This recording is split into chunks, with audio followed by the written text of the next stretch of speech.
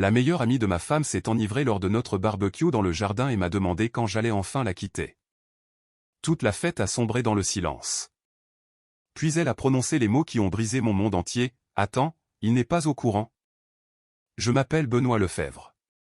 J'ai 40 ans et jusqu'à ce samedi après-midi de juin, je pensais avoir ma vie bien en main. Je dirigeais une entreprise de rénovation de luxe prospère, je possédais une belle maison dans une banlieue chic de Lyon, à Écully, et j'étais marié à Clémence depuis 9 ans. Nous n'avions pas encore d'enfants, ce que Clémence justifiait toujours par sa volonté de se concentrer d'abord sur sa carrière de directrice de clientèle en agence de communication. Je la croyais, car pourquoi ne l'aurais-je pas fait? Ce barbecue était l'idée de Clémence. Elle adorait organiser ses réceptions pour exhiber notre jardin refait à neuf, avec la terrasse en pierre de taille que j'avais moi-même conçue, la cuisine d'été et le brasero que j'avais construit de mes propres mains. Environ 30 personnes étaient venues cet après-midi-là, principalement des collègues de Clémence et leurs conjoints, ainsi que mon associé Julien et sa femme Sophie. La meilleure amie de Clémence, Élodie, est arrivée vers 14 h, déjà bien éméchée si l'on en jugeait par son volume sonore. Élodie était le genre de femme qui pensait que l'honnêteté brutale était un trait de caractère. Elle travaillait comme agent immobilier, avait déjà divorcé 2 fois à 35 ans et avait cette habitude de dire tout ce qui lui passait par la tête après quelques verres de rosé. D'habitude, Clémence riait des commentaires d'Élodie, les qualifiant de bavardages inoffensifs de fille ivre. J'étais devant la plancha quand Élodie s'est approchée en titubant, son verre de vin vacillant à la main. Les brochettes commençaient à griller exactement comme je les aimais, avec ces bords croustillants qui font que les gens se battent pour le dernier morceau.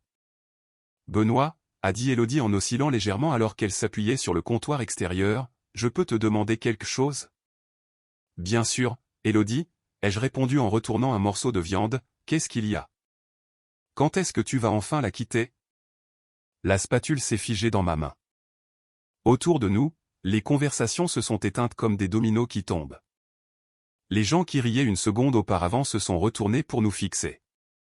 Julien, qui racontait une anecdote sur un client difficile, s'est brusquement tu. « Pardon, quoi ?» ai-je dit en posant la spatule avec précaution. Élodie a pris une longue gorgée de son vin, totalement inconsciente de la tension soudaine. « Clémence, quand est-ce que tu vas la quitter ? Je veux dire, tu dois être au courant maintenant, non ?» Mon cœur s'est mis à cogner d'une manière qui n'avait rien à voir avec la chaleur du grill. « Au courant de quoi, Élodie ?» Elle a cligné des yeux, son cerveau imbibé de vin semblant enfin rattraper ses paroles. Ses yeux se sont agrandis. « Oh, attends !» Elle a regardé autour d'elle les visages figés qui nous fixaient. Il ne sait pas. Clémence est apparue de l'intérieur de la maison avec un plateau de pain à burger. Elle a jeté un regard à Élodie, à moi, au cercle d'invités silencieux, et le plateau lui a échappé des mains. Les pains se sont éparpillés sur la terrasse comme des blessés de guerre. « Élodie », a dit Clémence d'une voix aiguë et paniquée, « qu'est-ce que tu as dit ?»« J'ai juste demandé quand Benoît allait te quitter », a répondu Élodie, ne comprenant toujours pas la gravité de la situation. Je pensais qu'après tout ce qui s'est passé avec Maxime, il aurait déjà mis les voiles. Clémence a sifflé, « Tais-toi, tout de suite. » Maxime. Le nom m'a frappé comme un coup de poing à l'estomac. Maxime de Villeux était le collègue de Clémence, le directeur de création dont elle parlait constamment. Maxime pense que nous devrions pivoter la stratégie de campagne. Maxime a des idées tellement innovantes. Maxime est probablement la personne la plus talentueuse avec qui j'ai jamais travaillé. Julien s'est avancé, posant une main sur mon épaule, « Benoît, on devrait peut-être aller parler à l'intérieur. » Mais je ne pouvais pas bouger. Je fixais ma femme, la pâleur cadavérique de son visage, et la culpabilité qui émanait d'elle comme la chaleur de la plancha. « Depuis combien de temps ?» ai-je demandé calmement. Les yeux de Clémence se sont remplis de larmes. « Benoît, s'il te plaît. Pas ici. Pas comme ça. Depuis combien de temps tu couches avec Maxime ?» Les halètements de nos invités ressemblaient au vent dans les arbres. Le téléphone de quelqu'un est tombé au sol. Sophie a agrippé le bras de Julien comme si elle avait besoin de se tenir à quelque chose de solide. « 8 mois, a répondu utilement Élodie, ayant apparemment décidé que puisque le secret était éventé, autant continuer, ils sont ensemble depuis la soirée de Noël de l'agence. Clémence disait que tu étais trop concentré sur ton boulot pour remarquer quoi que ce soit. Clémence s'est tournée vers son ami avec fureur, espèce de... Je t'ai dit ça en toute confidence. Ouais, enfin, tu m'as aussi dit que tu allais quitter Benoît il y a des mois, a rétorqué Élodie, son courage d'ivrogne la rendant audacieuse, mais tu continues à le faire marcher parce que tu aimes son argent et cette magnifique maison qu'il t'a construite. J'avais l'impression de regarder la scène de l'extérieur de mon propre corps, de voir la vie de Benoît Lefebvre imploser devant 30 témoins pendant que la viande brûlait derrière lui.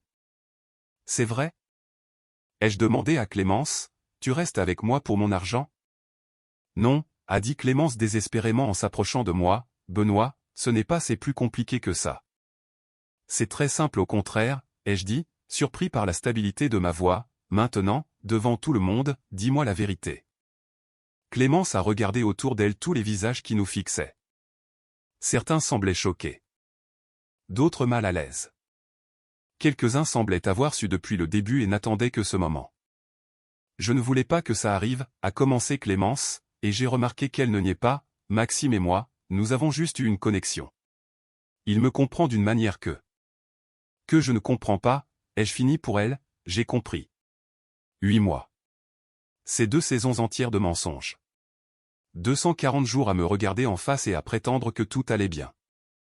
Je n'ai jamais voulu te blesser, a dit Clémence, les larmes coulant sur son visage, j'essayais de trouver un moyen de faire les choses, de te le dire. Mais tu n'allais pas partir, ai-je interrompu, selon Élodie, tu allais juste continuer ton aventure tout en profitant de la maison que j'ai rénovée et du train de vie que mon entreprise de BTP nous offre. Julien a serré mon épaule plus fort, peut-être que tout le monde devrait s'en aller, a-t-il annoncé à la foule, laissons Benoît et Clémence un peu seuls. Mais j'ai secoué la tête, non, ils peuvent rester. Je veux des témoins pour ça. J'ai regardé Clémence droit dans les yeux, m'as-tu seulement aimé, ou n'étais-je que le choix de la stabilité en attendant que quelque chose de plus excitant arrive?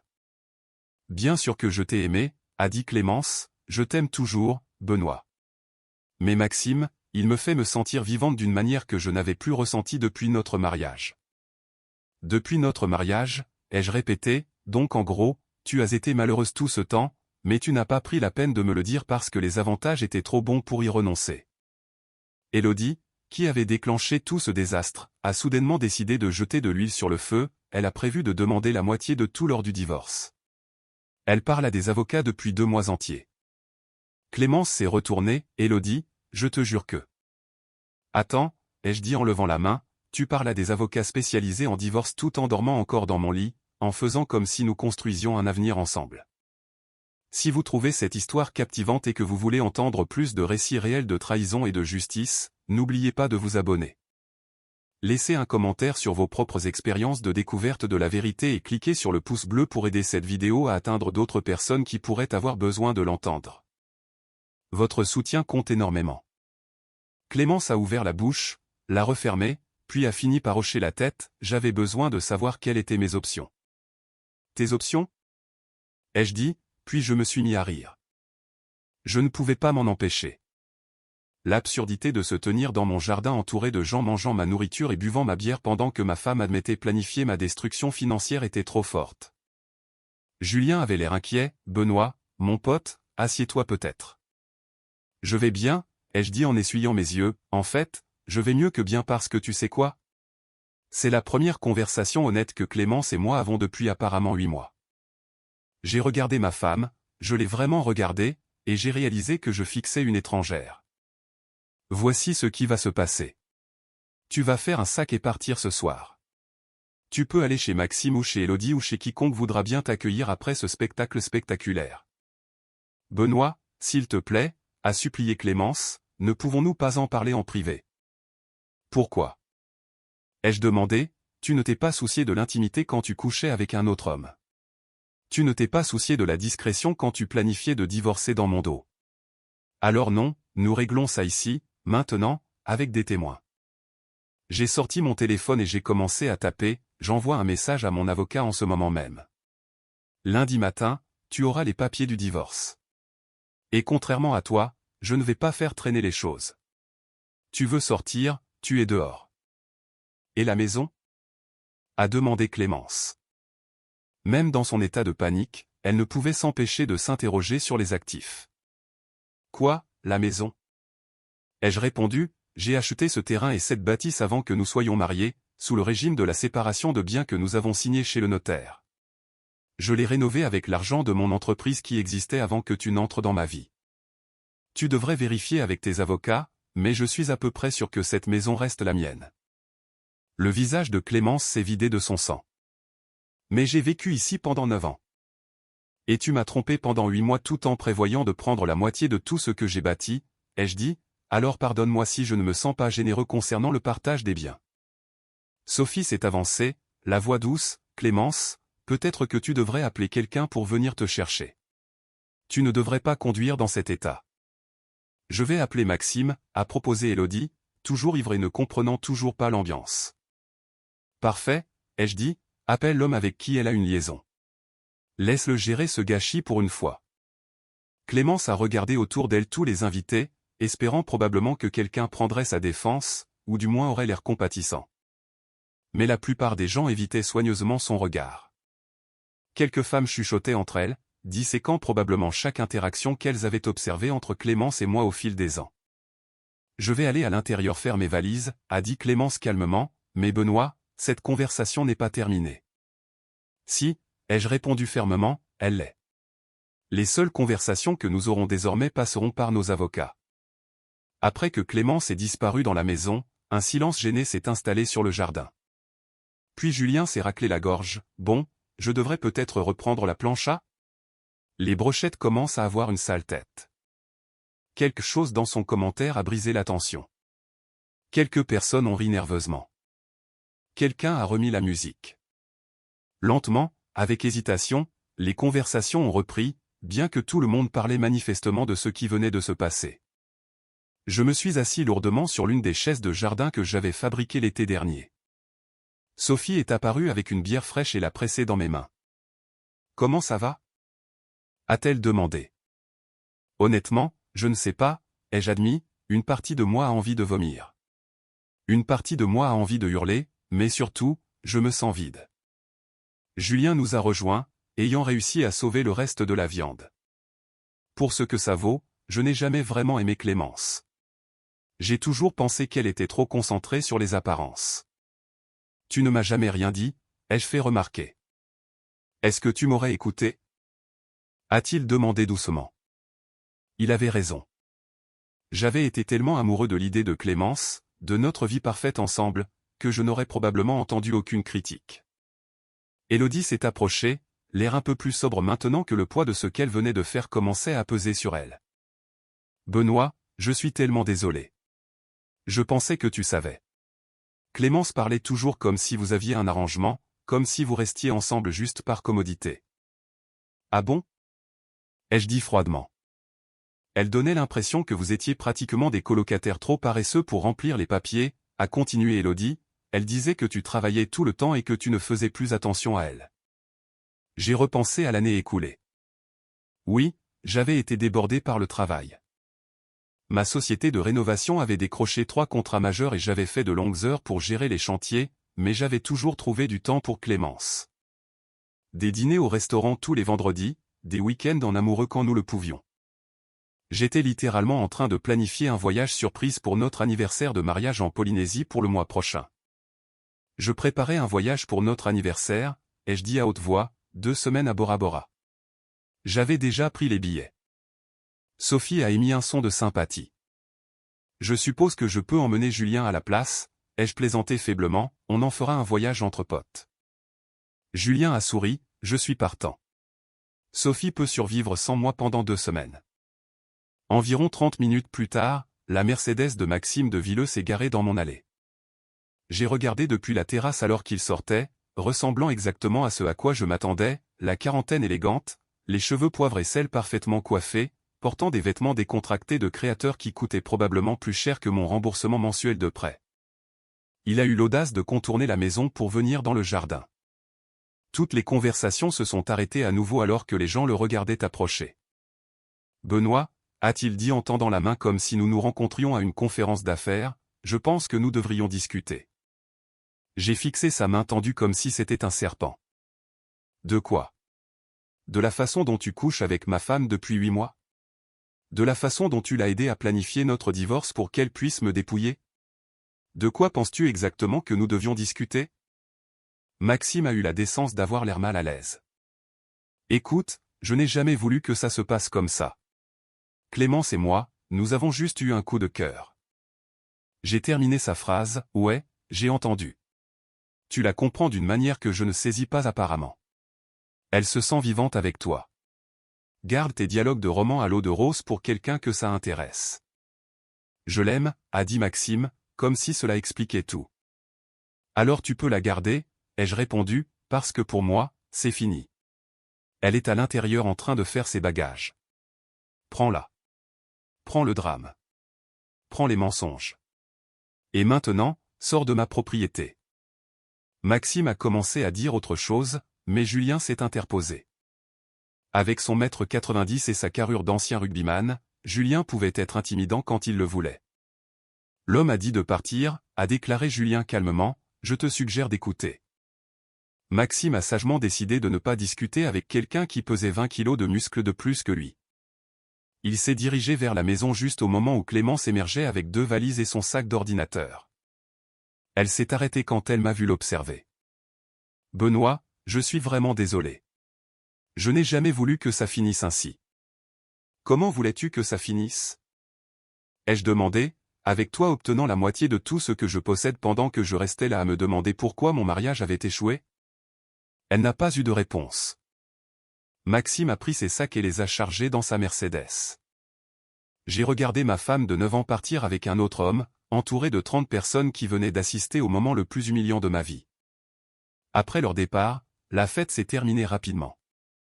Les gens ont inventé des excuses maladroites et se sont dépêchés de partir, probablement impatients d'envoyer des SMS à leurs propres amis sur le drame dont ils venaient d'être témoins. Bientôt, il ne restait plus que Julien, Sophie et moi assis sur la terrasse, entourés des restes de ce qui était censé être un après-midi amusant. « Tu veux qu'on reste ?» a proposé Sophie, « On peut t'aider à ranger. » Non, ai-je dit en regardant les plats à moitié mangés et les verres abandonnés, j'ai besoin d'un peu de temps seul pour digérer tout ça. Après leur départ, je suis resté assis dans mon jardin jusqu'à ce que le soleil se couche. J'ai pensé aux 9 années passées avec Clémence, à la demande en mariage que j'avais planifiée pendant des mois, au mariage qui avait coûté une fortune, aux rénovations de la maison que nous avions faites ensemble, ou du moins que je pensais que nous avions faites ensemble. Quelle part de tout cela était réelle? M'avait-elle jamais vraiment aimé, ou n'avais-je été qu'un tremplin pratique vers le style de vie qu'elle désirait? Mon téléphone a vibré avec un texte d'un numéro inconnu. C'était une photo de Clémence et Maxime dans ce qui ressemblait à son appartement, des verres de vin à la main, l'air complice sur son canapé. Sous la photo se trouvait un message, « J'ai pensé que tu devrais voir ça. » Il ne cherche même plus à se cacher. Élodie. J'ai fixé la photo pendant un long moment, puis je l'ai supprimée. Je n'avais pas besoin de voir des preuves de leur relation. La vérité était déjà là, exposée devant 30 témoins qui allaient répandre l'histoire plus vite que je ne pourrais la contenir. Mais vous savez quoi? J'étais d'accord avec ça. Que les gens parlent. Que la réputation de Clémence en prenne un coup bien mérité. Je n'avais rien fait de mal, sinon faire confiance à ma femme et travailler dur pour nous bâtir une belle vie. Le lendemain matin, j'ai appelé mon avocate, Maître Laurence Morin. C'était un requin en tailleur, spécialisé dans la protection des actifs lors des divorces difficiles. J'avais eu son nom par un client qui était passé par un divorce compliqué 3 ans auparavant. « Dites-moi tout », a dit Maître Morin quand je suis arrivé à son cabinet le lundi matin. J'ai exposé toute l'histoire, le barbecue, la révélation d'Élodie ivre, l'aveu de liaison de Clémence, le fait qu'elle consultait déjà des avocats tout en prévoyant de réclamer la moitié de mes biens. Laurence prenait des notes, son expression devenant plus sombre à mesure que je parlais. Quand j'ai fini, elle s'est penchée en arrière dans son fauteuil. Première bonne nouvelle, la maison est à vous. Vous l'avez achetée avant le mariage et nous avons un contrat de séparation de biens. Elle n'a aucun droit dessus. Et la mauvaise nouvelle? Elle peut toujours essayer de s'attaquer à la valorisation de votre entreprise, a dit Laurence, selon l'augmentation de sa valeur pendant le mariage, elle pourrait prétendre à une compensation. Mon estomac s'est noué. On parle de combien? Difficile à dire sans voir vos bilans. Mais Benoît, voici ce que j'ai besoin que vous fassiez. J'ai besoin de chaque preuve que vous pouvez trouver sur sa liaison. SMS, photos, témoins qui peuvent témoigner. En France, le divorce pour faute existe toujours, et bien que les conséquences financières soient moins directes qu'avant, l'infidélité et surtout la déloyauté financière peuvent peser lourd si l'on prouve qu'elle a agi de mauvaise foi pour vous dépouiller.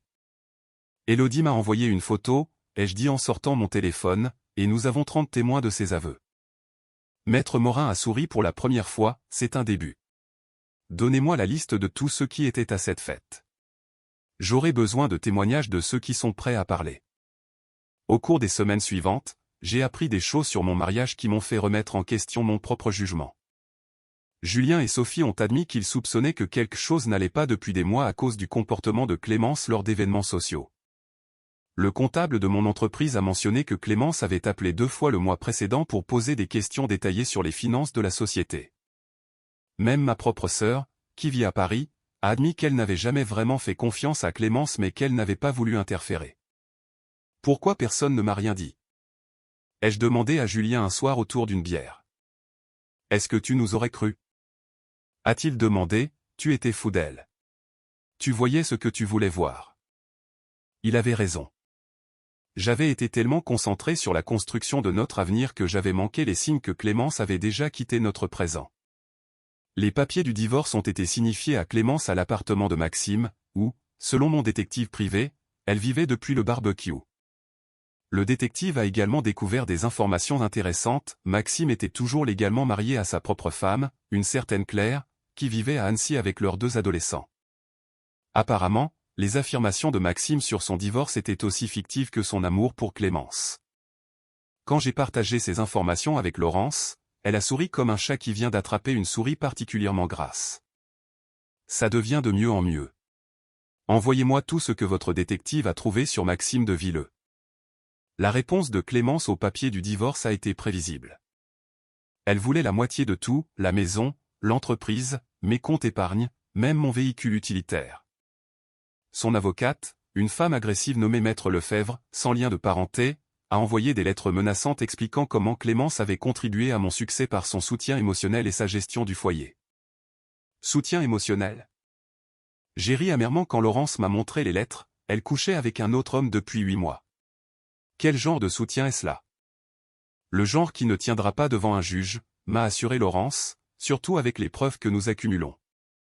Les preuves continuaient de s'empiler. Sophie, la femme de Julien, qui était amie avec plusieurs femmes de l'agence de com de Clémence, a appris que la liaison avec Maxime était un secret de polichinelle au bureau. Plusieurs collègues étaient prêts à témoigner que Clémence avait ouvertement discuté de ses projets de divorcer tout en maximisant son gain financier. Mieux encore, la femme de Maxime, Claire, m'a contacté après avoir obtenu mon numéro. Elle entamait sa propre procédure de divorce et voulait comparer nos notes sur nos conjoints infidèles. Il a déjà fait ça, m'a confié Claire au téléphone, au moins 2 autres liaisons que je connaisse. Il s'ennuie, trouve quelqu'un de nouveau et d'excitant, lui promet la lune. Puis quand la réalité reprend le dessus, il passe à la suivante. Clémence n'a aucune idée de ce dans quoi elle s'est embarquée, ai-je réalisé. Non, a acquiescé Claire, mais ce n'est plus notre problème. La procédure de divorce a traîné pendant 6 mois. Clémence s'est battue pour chaque centime, affirmant qu'elle méritait une compensation pour avoir mis sa propre carrière entre parenthèses pour soutenir la mienne. C'était une nouvelle pour moi, étant donné qu'elle gagnait un salaire très confortable à l'agence depuis 5 ans. Mais Laurence a été implacable. Elle a convoqué témoin après témoin pour les dépositions. Élodie, dégrisée et pleine de culpabilité, a témoigné sur les plans de Clémence pour me dépouiller. Les collègues de l'agence ont témoigné sur la liaison et les calculs financiers de Clémence. Même Claire, la femme de Maxime, a fourni un témoignage sur le mode de fonctionnement manipulateur de son mari. L'audience finale a eu lieu en décembre, 6 mois après ce désastreux barbecue. J'étais assis dans la salle d'audience pendant que le juge examinait toutes les preuves, les témoignages des 30 invités de ma fête, les photos et messages documentant la liaison, les propres déclarations de Clémence sur la planification du divorce dans mon dos. Madame Lefebvre, a dit le juge en regardant Clémence par-dessus ses lunettes, je trouve votre comportement tout au long de ce mariage calculateur et trompeur. Vous avez entretenu une longue relation adultère tout en planifiant simultanément de maximiser votre gain financier lors du divorce ultérieur. Le visage de Clémence est devenu livide. Ce tribunal ne récompensera pas une telle conduite, a continué le juge, la maison reste la propriété de Monsieur Lefebvre, car elle a été acquise avant le mariage sous le régime de la séparation. L'entreprise reste entièrement la sienne car les preuves montrent que Madame Lefebvre n'a rien contribué à son développement ou à sa croissance au-delà d'une présence conjugale basique. L'avocate de Clémence a tenté d'objecter, mais le juge a levé la main. Madame Lefebvre recevra ses biens personnels et le véhicule acheté pendant le mariage. Elle ne recevra aucune prestation compensatoire, aucune part des comptes de retraite de Monsieur Lefebvre et aucune réclamation sur les actifs partagés. Ce tribunal estime que son infidélité et ses manigances financières constituent un manquement grave au devoir du mariage. Divorce prononcé. Le marteau est tombé comme un coup de tonnerre.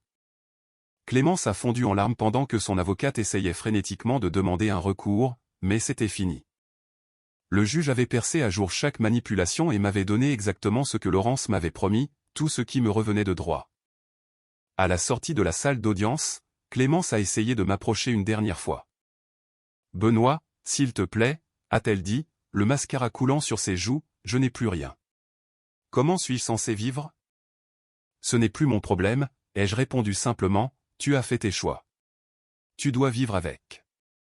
Mais Maxime, a-t-elle commencé, puis elle s'est arrêtée. Laisse-moi deviner, ai-je dit, Maxime a décidé que tu n'en valais plus la peine une fois que tu n'es pas reparti avec la moitié de mon argent. Son expression m'a confirmé que j'avais raison. Maxime l'avait largué au moment où Clémence était devenue une charge financière au lieu d'un trophée. Ce n'est pas juste, a-t-elle chuchoté. Non, ai-je admis, ce qui n'est pas juste, c'est de mentir à ton mari pendant 8 mois. Ce qui n'est pas juste, c'est de planifier de détruire sa vie tout en prétendant l'aimer. Ce qui n'est pas juste, c'est de me faire passer pour un imbécile devant 30 personnes à mon propre barbecue. Mais la vie n'est pas juste, Clémence. Tu me l'as appris. Je suis parti sans me retourner. 6 mois après la finalisation du divorce, j'ai vendu la maison. Trop de souvenirs, trop de douleurs attachées à ces murs que j'avais si soigneusement rénovés. J'ai acheté un endroit plus petit, plus proche de mes bureaux, quelque chose qui n'appartenait qu'à moi sans aucun fantôme d'un mariage raté hantant les couloirs. Mon entreprise a continué de prospérer. Julien est devenu associé à part entière et nous avons décroché un contrat majeur avec la métropole de Lyon pour des travaux d'infrastructure. L'histoire de mon barbecue désastreux s'était répandue dans le milieu du bâtiment, et étonnamment, elle avait généré de la sympathie au lieu de moquerie. Plusieurs autres entrepreneurs m'ont contacté pour partager leurs propres histoires de trahison et m'offrir leur soutien. J'ai même recommencé à sortir, bien que prudemment. Mon premier rendez-vous a été avec une ingénieure nommée Aurélie, qui travaillait pour le département de l'urbanisme. Elle était intelligente, drôle et, surtout, honnête. Quand je lui ai parlé de Clémence lors de notre 3e rendez-vous, elle a écouté sans juger. Ça a dû être dévastateur, a-t-elle dit, d'avoir sa vie exposée ainsi devant tout le monde. Honnêtement, ai-je répondu, d'une certaine manière, je suis reconnaissant que ce soit arrivé publiquement. Si Élodie ne s'était pas enivrée pour tout déballer, j'aurais peut-être passé des années à me demander ce qui n'allait pas. Au moins, de cette façon, j'ai su exactement où j'en étais. C'est une perspective saine, a dit Aurélie, tout le monde ne verrait pas les choses ainsi. Quant à Clémence, j'ai appris par des amis communs qu'elle était partie s'installer sur la Côte d'Azur pour repartir de zéro. Maxime l'avait effectivement quitté une fois le divorce prononcé et elle avait brûlé trop de ponts à Lyon pour rester. Élodie, rongée par la culpabilité d'avoir détruit le mariage de sa meilleure amie, avait essayé de maintenir leur amitié, mais Clémence l'avait tenue responsable de tout et l'avait coupée de sa vie. Élodie m'a d'ailleurs recontacté environ 1 an après le barbecue, voulant s'excuser à nouveau. J'étais ivre et stupide, a-t-elle dit autour d'un café, je pensais aider d'une certaine manière. Je pensais que tu méritais de savoir la vérité. Tu m'as aidé, lui ai-je dit sincèrement, j'aurais aimé que la vérité éclate différemment, mais je suis content qu'elle ait éclaté tout court.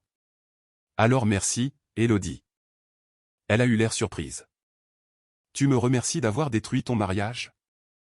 Je te remercie de m'avoir montré la vérité sur mon mariage, ai-je corrigé, Clémence l'avait détruit des mois avant que tu n'ouvres la bouche. Tu as juste rendu impossible pour elle de continuer à mentir. En y repensant aujourd'hui, 2 ans après ce barbecue de juin, je réalise que parfois, les pires moments de notre vie sont en fait des cadeaux déguisés. Cette humiliation publique m'a forcé à affronter des vérités que j'évitais. Elle m'a donné les preuves dont j'avais besoin pour me protéger légalement.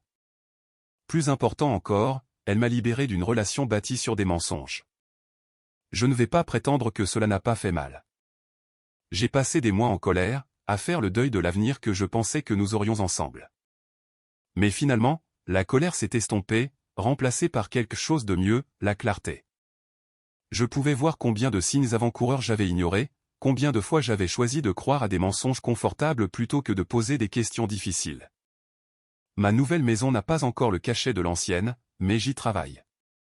Chaque amélioration que j'y apporte est la mienne, non souillée par les souvenirs d'une femme qui ne m'a jamais vraiment aimé. Julien et moi avons agrandi l'entreprise, embauchant 6 nouveaux employés. Le travail va mieux que jamais, probablement parce que je ne suis plus distrait par des drames relationnels ou par le fait de prétendre que tout va bien quand ce n'est pas le cas. Et Aurélie. Nous prenons notre temps, mais il y a un vrai potentiel. Elle est directe et honnête d'une manière que Clémence n'a jamais été. Quand Aurélie est mécontente de quelque chose, elle le dit. Quand elle est heureuse, je sais que c'est authentique. Il n'y a pas de devinette, pas de doute sur la véracité de ses paroles. L'autre jour, j'ai croisé l'un des invités de ce fameux barbecue dans un magasin de bricolage. Il m'a reconnu immédiatement. « Salut, Benoît » a-t-il dit maladroitement, « comment ça va après ? Tu sais, tout ça ? » Je vais bien, ai-je dit, et j'ai réalisé que je le pensais vraiment, vraiment bien, en fait. C'est super d'entendre ça, mec. Toute cette situation était brutale. Elle l'était, ai-je acquiescé, mais elle était aussi nécessaire. Parfois, les choses doivent se briser complètement avant qu'on puisse les reconstruire correctement. Il a hoché la tête pensivement, c'est une bonne façon de voir les choses. Alors que je rentrais chez moi ce soir-là, j'ai repensé à la façon dont une question d'ivrogne lors d'un barbecue avait tout changé. Comment 30 témoins avaient regardé ma vie imploser en temps réel. Combien cela avait été humiliant, dévastateur et, finalement, libérateur.